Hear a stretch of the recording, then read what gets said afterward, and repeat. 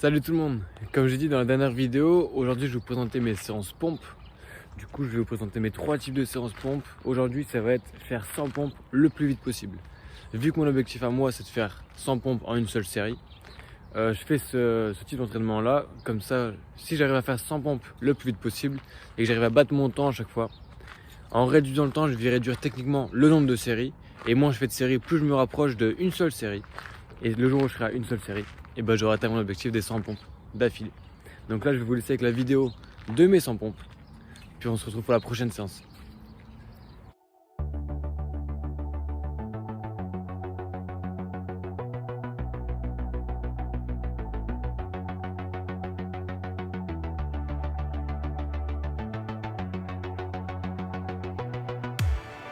Je fais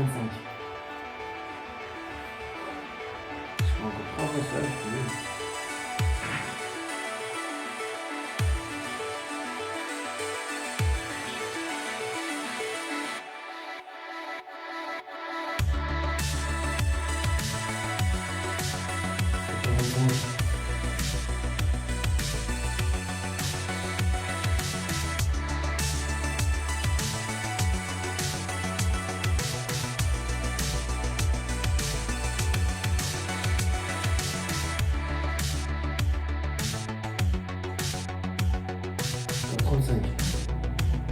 On a 1 minute 43.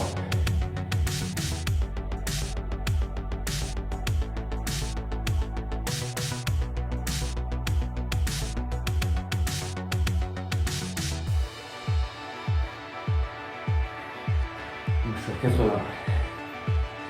Il m'en reste 20.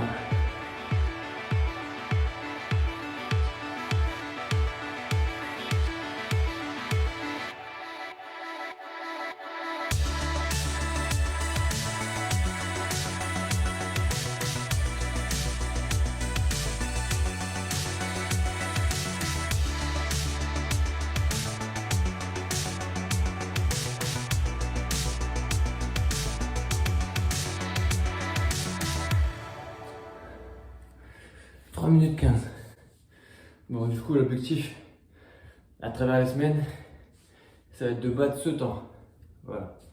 Donc, j'ai fait plusieurs séries, mais entre ça et les autres manières de m'entraîner que je vais vous montrer juste après, le temps devrait se raccourcir et les séries devraient se rallonger.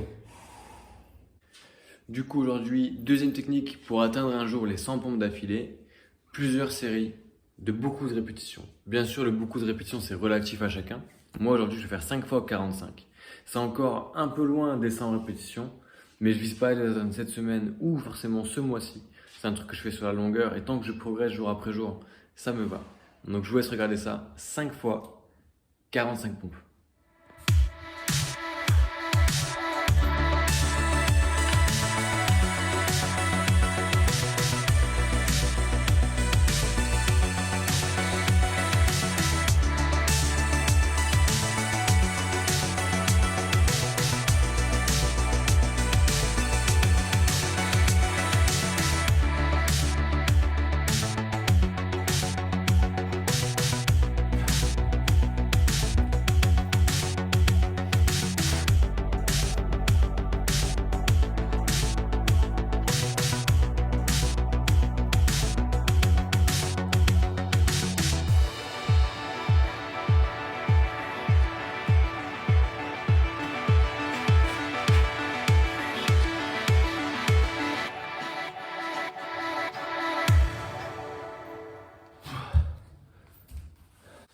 Bon, dernière série, je vous ai montré du coup la 1, la 2 et là ça va être la 5e.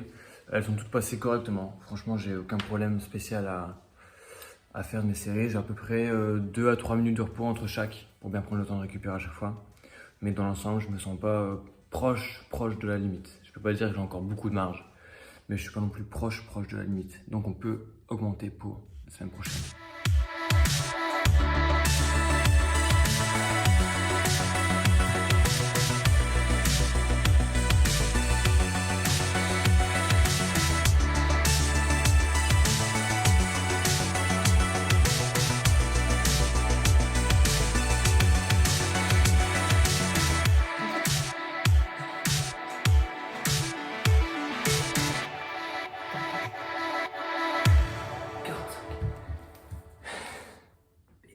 Donc après avoir fait 100 pompes le plus vite possible et 5 longues séries pour travailler mon endurance, ma dernière technique, ça va être de faire le maximum de pompes en un temps donné.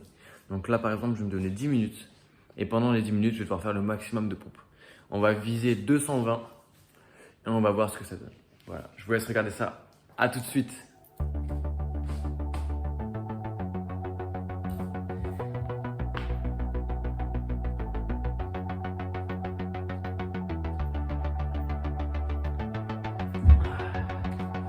Par habitude, je fais beaucoup de séries de 10. Donc je vais faire 22 séries de 10, plus ou moins.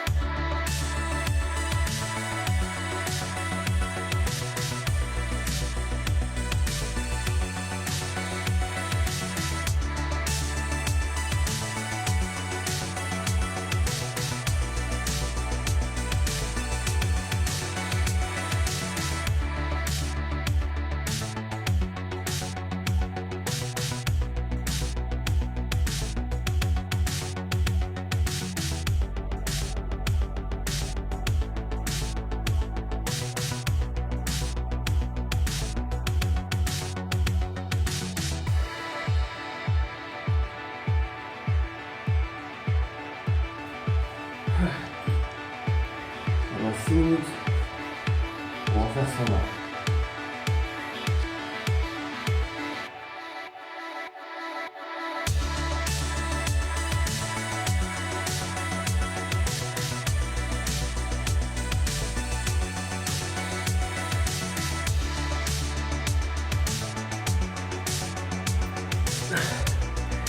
Ça va. N'hésitez pas à le faire vous aussi chez vous. Et dites-moi combien de pompes vous avez fait en 10 minutes en commentaire.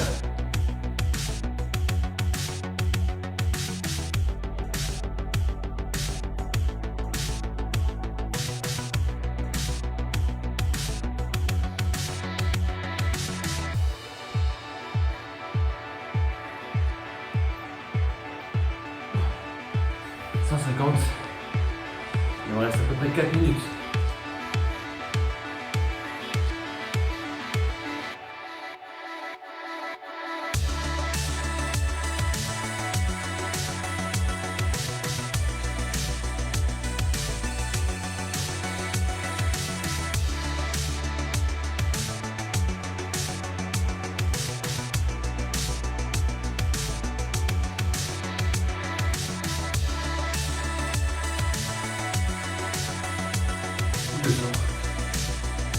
Et il me reste 1 minute 15. Je suis à 190 conditions, j'ai pas vu le fil.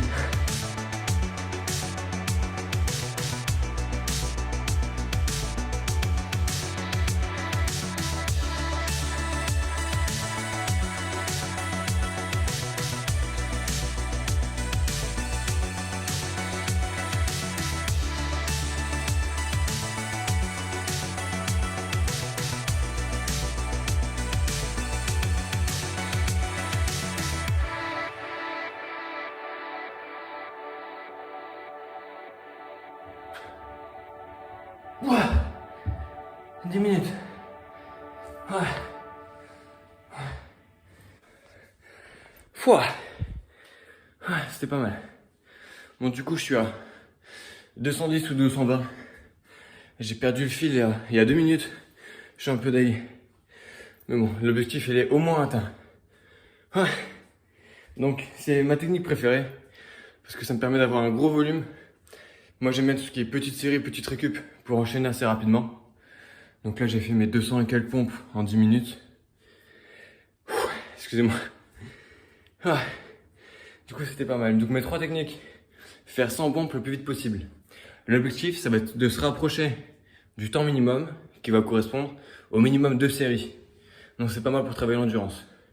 La deuxième technique que je vous ai montré du coup hier, c'était de faire 5 séries de longues. Du coup 5 séries de beaucoup de répétitions pour faire 5 longues séries et bien travailler l'endurance. Et ma technique d'aujourd'hui du coup, maximum de répétitions en 10 ou 15 minutes. Donc c'est ma série c'est ma méthode préférée à moi pour avoir un gros volume, Ça me permet d'éviter de trop congestionner, mais bon, à la fin, je suis congestionné quand même. Donc voilà, je vous laisse essayer tout ça.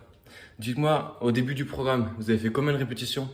Et après 2 semaines, 1 mois, 2 mois, 3 mois, à combien de répétitions vous êtes? Je vous laisse avec le concept de la semaine maintenant. Voilà, du coup j'espère que vous avez apprécié mes 3 techniques de progression en pompe. Donc vous pouvez les faire à votre niveau, c'est pas parce que moi j'ai fait 5 séries de 45 pompes que vous devez faire 45 pompes. Vous pouvez faire avec 10, avec 15, avec 20, ça dépendra de votre niveau. Maintenant on va passer au conseil de la semaine qui va porter du coup cette semaine sur le soulevé de terre. Donc je vais parler du soulevé de terre traditionnel, comme ça, et pas du soulevé de terre sumo, comme ça, parce que moi je ne le pratique pas et je ne suis pas apte à en parler.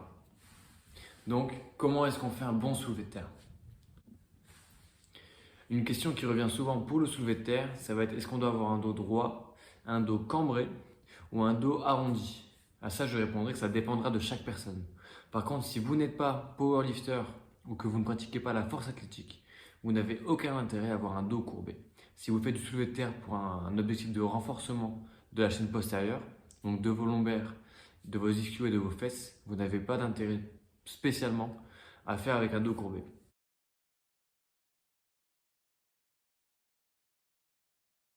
Ceux qui vont pratiquer le soulevé de terre avec un dos arrondi, ça va être pour un objectif de force, donc pour gratter quelques kilos qui leur manqueraient pour aller chercher des plus grosses barres. Pour vous, vous n'en avez pas forcément besoin. Donc apprenez d'abord à faire un mouvement correct et après essayez de faire une variante qui pourra, si vous le souhaitez, vous aider à avoir plus de force. Pour ceux qui ne savent pas à quoi ressemble un soulevé de terre en forme traditionnelle, ça ressemble à ça. On va commencer en plaçant ses pieds sous la barre avec un écartement largeur de hanche. Là où le squat est un exercice de flexion de jambes, cette fois-ci on est sur un exercice de flexion de hanche. Donc pour aller chercher la barre, on va envoyer ses fesses vers l'arrière pour incliner son buste vers l'avant et aller chercher la barre à 2 mains. Quand on va commencer le mouvement, on va repousser le sol avec ses jambes en gardant le dos dans la même position pour monter la barre jusqu'au genou.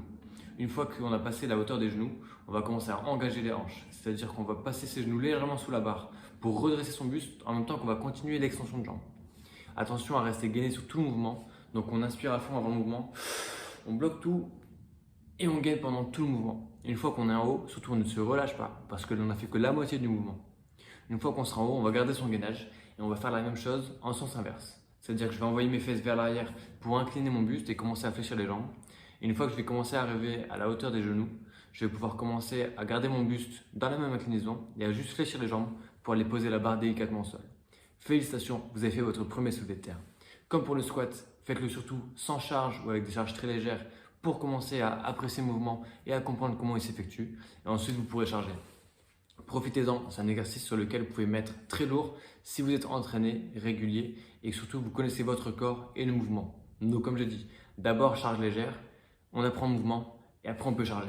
C'était Maxime pour votre conseil de la semaine et Kamina, ton préparateur physique préféré. Ciao.